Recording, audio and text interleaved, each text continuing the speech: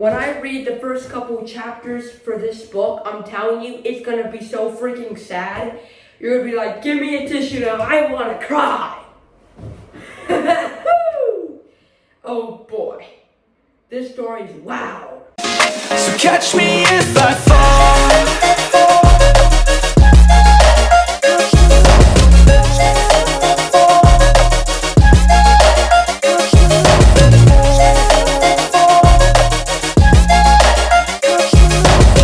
Adam Ernest.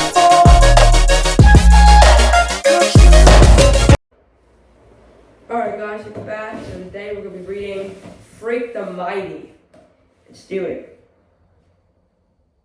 Chapter 1, The Unvanquished Truth. I never had a brain until Freak came along and let me borrow his for a while. And that's the truth, the whole truth, the unvanquished truth. It's how Freak would say it, and for a long time it was him who did the talking. Except I had a way of saying things with my fists and my feet. Even before he became Freak the Mighty, slaying dragons and foes and walking high above the world, calling me Kicker for a time. This was daycare, the year Graham and Grimm took me over, and I had a thing about booting anyone who dared to touch me, because they were always trying to throw a hug on me like it was a medicine I needed. Graham and Grimm blessed their pointed little heads that my mother's people, her parents, and they figured, whoa, better put this little critter with all the little critters of his own age. Maybe it will improve his temper. Yeah, right. Instead, what happened, I invented games like kickboxing and kick knees and kick faces and kick teachers and kick the other little daycare critters because I knew what a rotten lie that hug stuff was. Oh, I knew that when I got my first look at Freak, that year of the phony hugs, I didn't look so different back then. We were, all of us, pretty small, right? But he wasn't in the playroom with us every day, just now. And then he'd show up looking sort of fierce, is how I remember him. Except later, it was Freak himself who taught me that remembering is such a great invention of the mind. And if you try it hard enough, you can remember anything, whether it really happened or not. So maybe he wasn't really all that fierce in daycare, except I'm pretty sure he did hit a kid with his crutch once. Whacked little Brad pretty good, and for some reason little Kicker never got around to kicking little Freak. Maybe it was those crutches kept me from lashing out at him. Maybe those crutches were cool. I wanted a pair for myself. And when little Freak showed up one day with these shiny braces strapped to his crooked legs, metal tubes right up his hips, why those were even more cool than the crutches. I'm Robot Man. Little Freak would go making these weird robot noises as he humped himself around the playground. War, war, war, like a robot motors inside his legs going rrr, rrr, rrr. And this didn't mess with me. Maybe I got a laser cannon hidden inside these leg braces. Smoke a hole right through you. No question, Freak was hooked on robots. Even back then, this little guy had 2 feet tall, and already he knew even know what he wanted.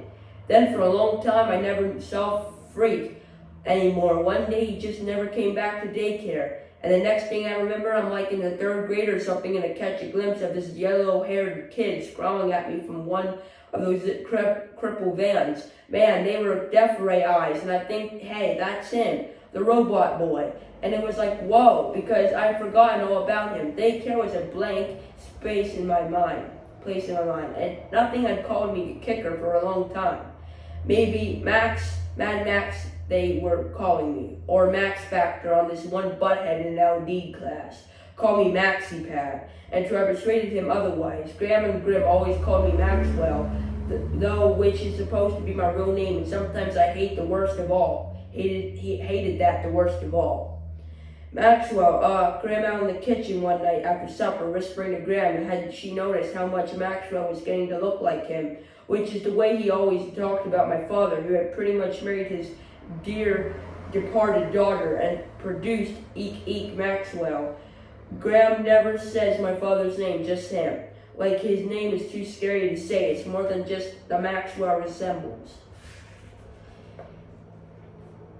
Grimm says that night in the kitchen, the boy is like him. We'd better watch out. You never know what what he might do while you're sleeping like his father did. And Gran right away shushes him and says, don't ever say that, because little pictures have big ears, and what makes me run in the mirror is see if it is my big ears made me look like him.